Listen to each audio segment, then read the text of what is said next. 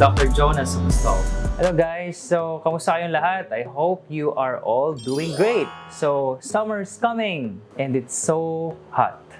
Super. So, we can feel the fume of the init. Sobra. I mean, it's, Philippines, it's a tropical country and right now, it's a season for beach. So, mas maganda mag-beach ngayon. Cool down a little bit. And also, good news because it's level 1. Simula bukas, March 1, alert level 1 na sa Metro Manila. It means that the restrictions medyo mas relax na, so makakapag-chill na tayo. But don't forget to always protect yourself and get vaccinated. So let's proceed to the case that I will be presenting to you.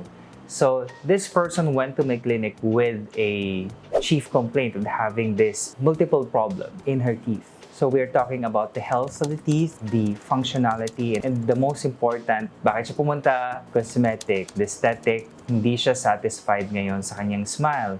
So yun yung i-discuss ko ngayon sa inyo. So this 40-plus-year-old female patient is also a mom and a leader in her respective industry, career woman at the same time.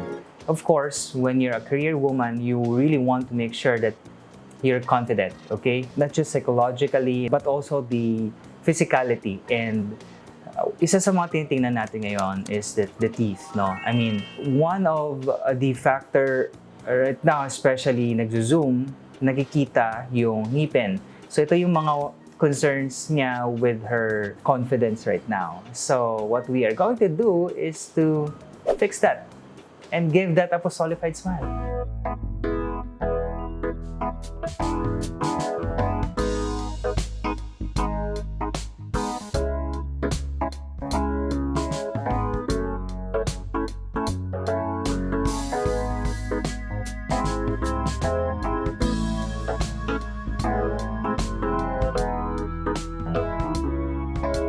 So the patient underwent multiple dental procedures. We're talking about dental fillings, lots of it, almost direct composite veneers, which is, as you can see here, lots of stains. And she's not happy with the appearance of her teeth. We're also looking at the health of the teeth here. As you can see, big cavities extended to the pulpal area that requires root canal treatment before we proceed with restoration proper. So upon thorough assessment, I recommended the patient to see our endodontist. She's responsible for the root canal treatment. When you have a cavity, like you do see this depiction here, this little brown area is a big cavity that has gone all the way into the pulp, what we call the nerve tissue again. After the root canal, ensuring that the teeth are healthy and ready for the apostolified smile, it means it's a combination of veneers and crowns for her case. So we planned it out, we did the mock-up, we did the design to make sure and guarantee the result that would be suitable to her face. If the case requires root canal treatment, we have to do root canal to enable to remove the possible infection that may cause problems in the future. When we say about possible infection, it means that there's something in there, bacteria proliferating the pulp area, the pulp chamber, compromising the health of the teeth. So if we will skip that process, then the bacteria could and would proliferate, okay?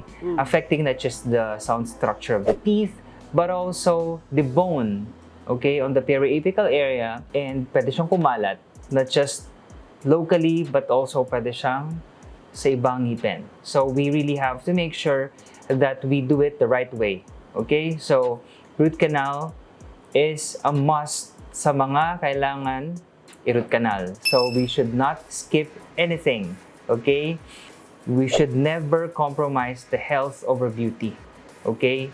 Beauty should come after health, after achieving that healthy, clean, specific tooth before we can restore it beautifully. So during this smile designing, we have to Also, not just considering the teeth, but also the gingival architecture. Okay?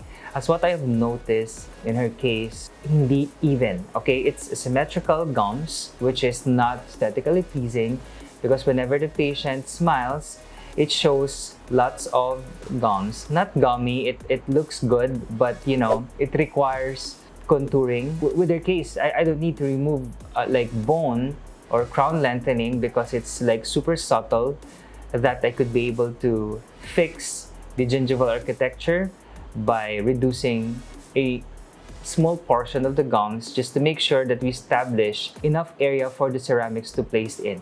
So in this process, we did under local anesthesia, of course, because some of the teeth are really compromised and we cannot do a no anesthesia procedure because it's really, really sensitive if we will not administer anesthesia. Okay, just enough for us to give the patient a comfortable dental procedure, okay? That's really the purpose of the anesthesia, para at least pain-free or sensitive-free yung procedure namin. 2 weeks later. So after the preparation, the patient waited for at least 2 weeks to be able to finish the case. So this is not like super straightforward case because we have to make sure that we are combining the right material for this treatment, like the base, the layer, and everything. So it requires time for us to figure that out before we can install it to the patient's mouth. But try-in also is a must pa rin. Hindi pwedeng pagtapos na, hindi na namin ita-try-in. We need to make sure that it should fit well kasi customized lahat to. So once okay na yung fitting, everything's fine, perfect, the patients approved of it, and then that's the time that pwede na siya i-cement.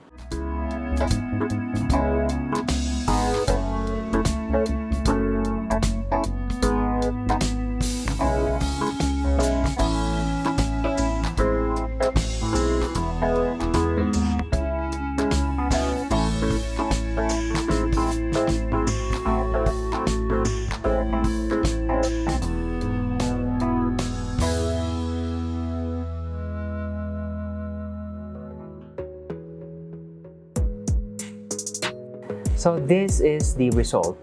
As you can see here, it's pretty balanced. It's lifelike, biomimetic, and you can also see that there are fissures, there are different subtle colors, hindi siya parehas, and also translucency, very evident, para it would give a very lifelike appearance. We don't actually give the patient a very, very white na magiging fake looking na. So this one is perfect lang sa kanyang skin tone, and also it blends well with the lower teeth. So as you can see here also, dito sa picture niya, the gums, very healthy. And also, we have improved the gingival architecture. Hindi na siya yung parang mas maliit. It looks bigger now, and we were able to restore the natural length of the teeth.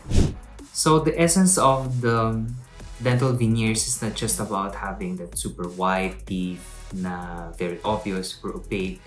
It's not just about the beauty of the teeth na super eye-catching, but also some people, some patients, they want it for number one, health, number two, the power. With this patient, she's a career woman and it requires a good sets of teeth. Nowadays kasi it's not just parang a want, it is a need for you to face the world. Kasi nag-iiba na, like we have the Zoom, something like that na nagkikita yung teeth and everything. And if you have a bad one, you will be conscious about it. And the power of the veneers will give you confidence whenever you talk, whenever you smile. And the beauty of what we are doing is we are restoring the teeth from the inside out. So it means it's healthy, it's beautiful, it's lifelike, and most importantly, it's a confidence booster. That's the apostolified smile. That's the apostolified way.